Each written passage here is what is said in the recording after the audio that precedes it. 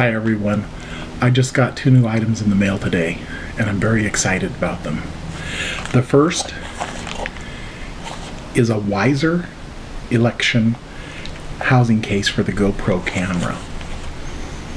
This is the skeleton housing, features open sides which allow direct access to the camera's ports for live feed video and charging. The design also enables enhanced cooling and optimal audio capture during low-speed activities. I'm looking very forward to using this because I've noticed that with the closed housing, some of my sound feels kind of muffled. So I'm unboxing it for you, and here it is.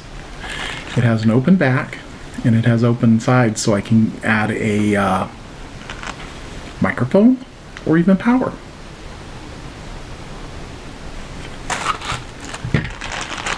Oops.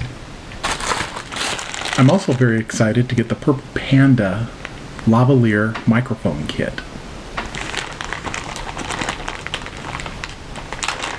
This will enable me to have a clip-on microphone so that when I'm doing videos, the sound will be better.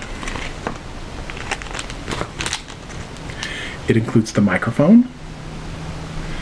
It includes a microphone adapter. And it includes a microphone extension cable, an extra clip, so I can clip the microphone to my shirt.